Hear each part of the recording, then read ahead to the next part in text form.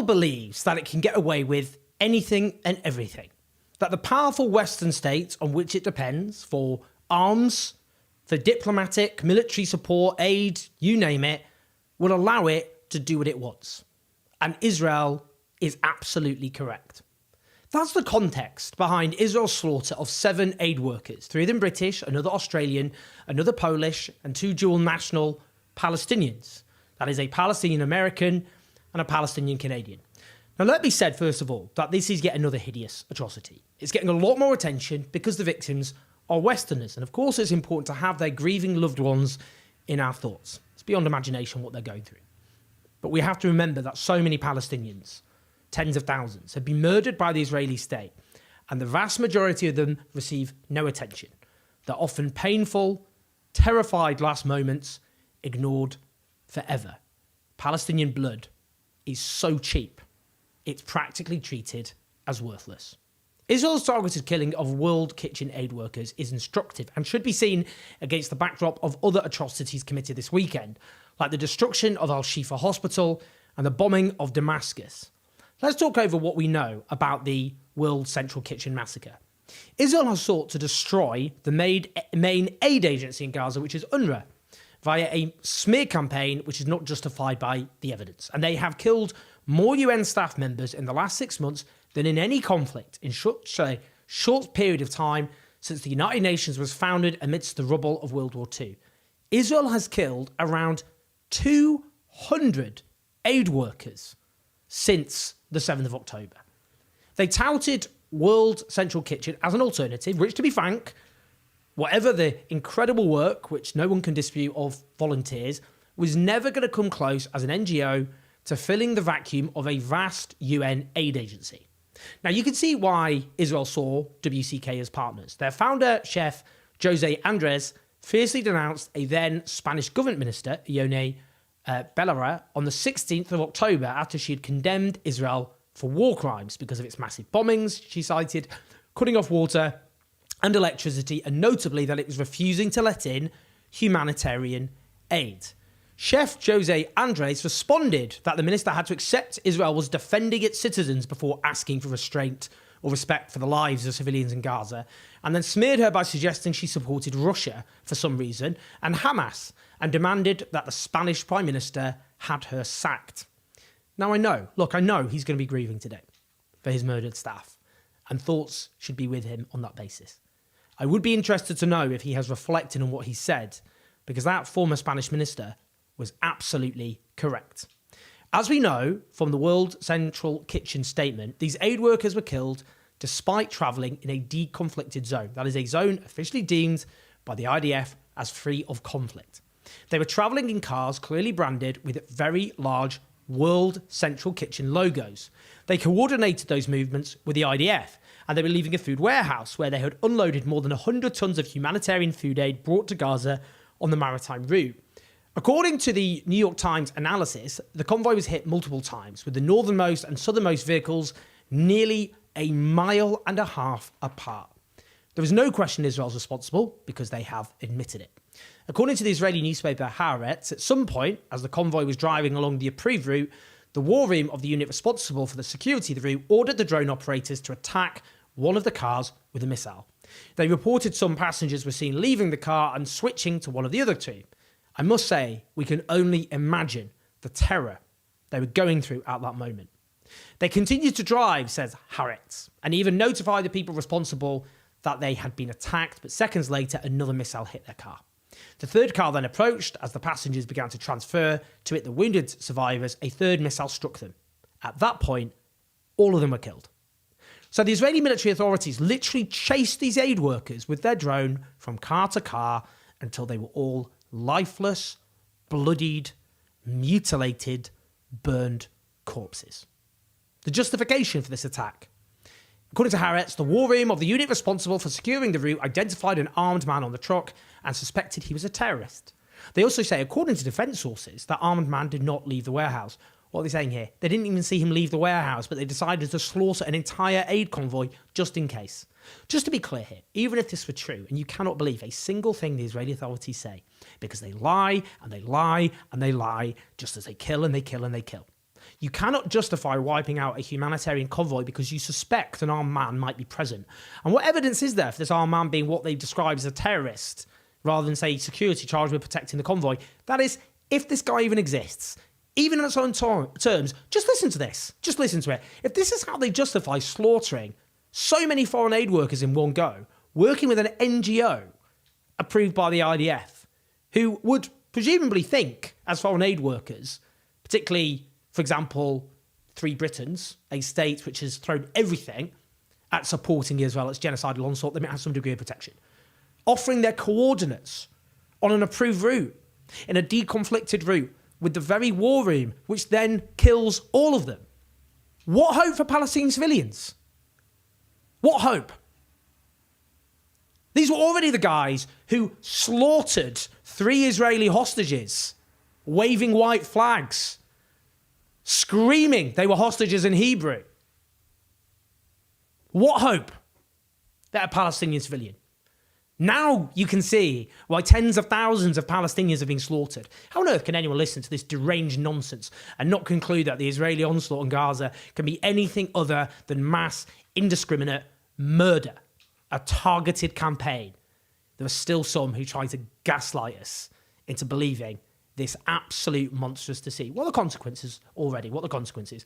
Aid agencies with around 240 tons of undelivered aid have just turned around. Several humanitarian aid agencies have suspended their operations in Gaza, including World Central Kitchen, including Anira, for example. Well, I bet you all those Israeli ministers and politicians and generals and media outlets who demanded the Palestinian people of Gaza suffered collective punishment, that they should be starved, forced to flee. I bet they're devastated, aren't they? I wonder what's going through the mind of Yoav Gallant, the defence minister in the war cabinet, who just after 7th of October said there would be a total siege on Gaza on the basis they were fighting human animals. I wonder what he's thinking. I bet he's devastated. The guy who just after 7th of October said in 2 separate statements he was lifting all restraints and all restrictions on Israeli soldiers. I bet he's rocking in the fetal position, weeping for those aid workers, isn't he? These people wanted to starve Gaza to death, and they're achieving it. And the consequences, knowing a famine caused entirely by Israel, is now sweeping Gaza, with even the British Foreign Secretary, David Cameron, blaming Israel from blocking aid from entering with every possible ruse they can come up with. Well, what's going to happen now? What's going to happen now? They've just slaughtered all these aid workers, and all these aid agencies are no longer safe to operate, and therefore have put all of their work on hold. Well, it's going to lead to even more mass starvation, isn't it? That's what's going to happen. No aid agency can rationally believe they will ever be safe ever again operating in Gaza under Israeli military onslaught. How many people are going to risk their lives now? Let's be clear. I think they do this on purpose.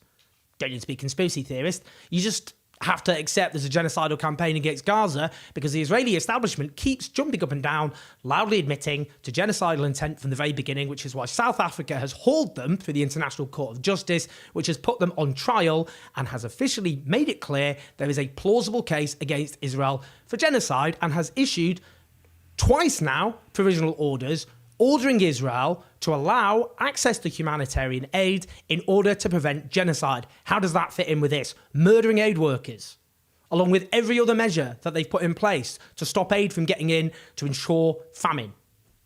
And what does the British Foreign Secretary call for? Lord Cameron, the guy who wrecks this country and now thinks he's going to somehow rebuild his reputation by grandstanding on the foreign stage. What's he calling for, even after the state he has backed in its genocidal campaign, despite his hand-wringing, even when he knows British citizens are being killed? Oh, what does he say? He calls for the state responsible to investigate itself. Great idea, genius. Maybe in hindsight, we shouldn't have put serial killer Harold Shipman on trial. We should have just asked him to investigate himself. Sorry, quite white.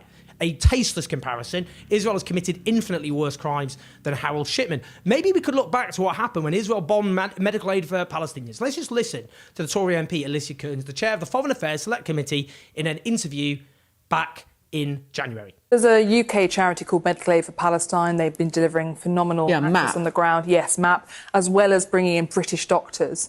So on the 22nd of December, MAP told the UK Defence Forces, who then confirmed it with the Israeli Defence Forces, that they had this building in Al-Watasi, which is a safe zone. The Israelis have declared it a safe zone.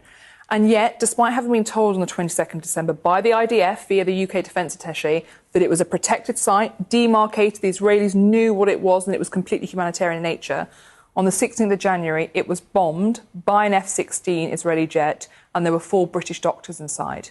Now, we are very lucky that they were hurt and not killed.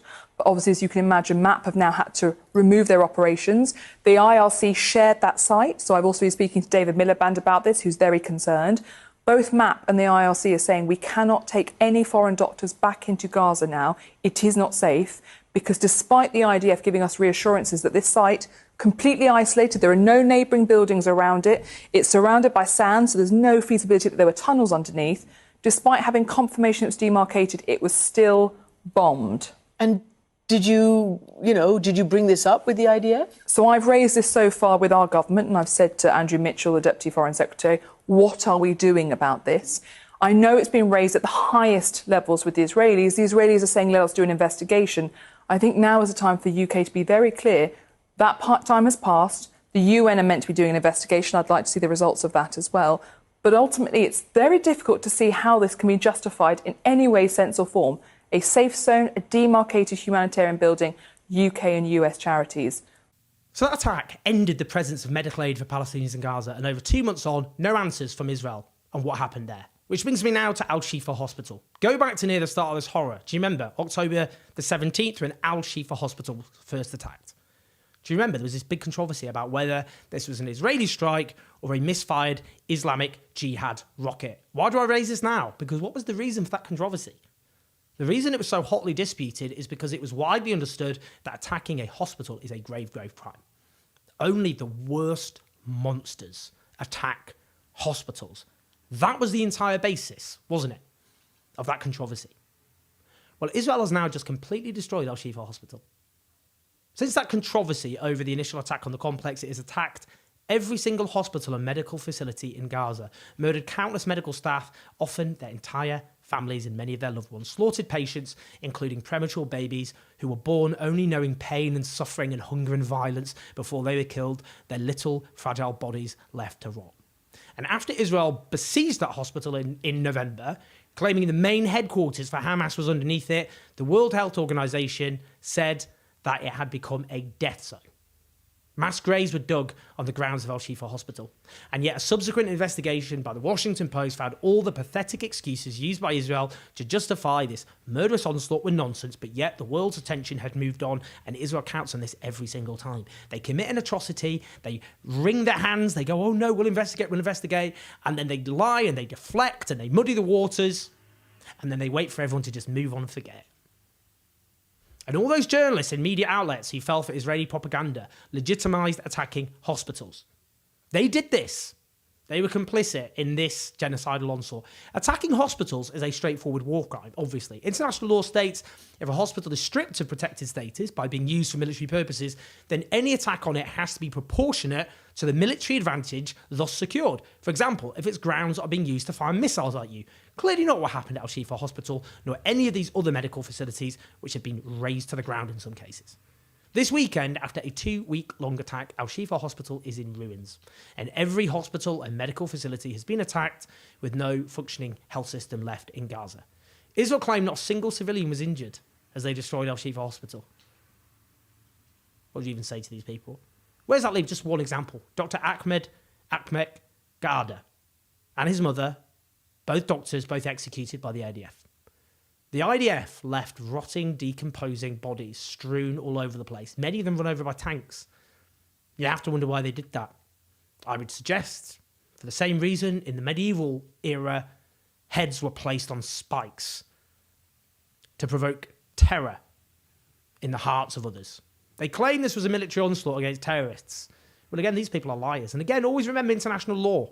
As I've said, any attack against a hospital is justified after losing protected status if it's proportionate to a military advantage gained. That does not mean reducing a hospital to ruins. The destruction of a medical system of an entire territory by definition is a genocidal act. No modern society functions without a healthcare system of some description. The absence of that alone imposes a death sentence every single day on countless people. The injured, the sick, pregnant women, newborn babies. We could go on. Think of everyone from cancer patients to people with serious heart conditions. They will die. Every single day. Huge numbers of people. Not in any official statistics. They're not dying violent deaths. They're people who would have lived, who are going to die in vast, vast numbers. And I haven't mentioned Israel bombing Iran's embassy in Damascus, a flagrant violation of international law, terrorism. That's what that is. If another state did that, while Israel rushes through legislation to ban Al Jazeera, the behaviour of tin pot dictatorships, so it can hide the atrocities it's committing on a mass scale, having already committed the biggest slaughter of journalists in any conflict ever recorded. And I've said it again. I've said it once, I've said it once and I'll say it again. You're watching the fall of the West. Western power has been in steep decline in the 21st century. That's glaringly apparent. Economic stagnation and decline, repeated military defeats, moral collapse from Iraq to Gaza. We're seeing the normalisation of what ordinarily would be regarded as some of the most extreme crimes imaginable. That will accelerate a general collapse into global disorder and chaos. The moral pretenses of the West were already treated with contempt by much of the world. But the genocide of Gaza is an extinction-level event for Western power. What do you think is going to happen? How many people have seen things they will never unsee? How they've seen Western states arm, back, legitimise some of the worst atrocities of the 21st century. I don't think people have even begun to process the consequences, which I can absolutely assure you will be felt for generations. And those who cheered on and legitimised this crime of historic proportion, their moral authority has collapsed. And all of them, every single one, needs to be held to account. Please like and subscribe. Do leave your comments. Do share this video.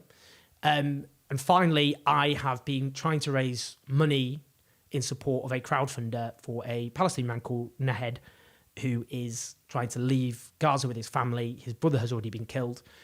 He's looking after his kids. Aid isn't getting into Gaza, so it's not like I can just help raise money for aid to get in for the reasons I've already described in this video. And I interviewed him months ago, and the least I said I could do was to help him and his family get out of Gaza. So I will leave the GoFundMe link in the description. Take care of yourselves, and I'll speak to you soon.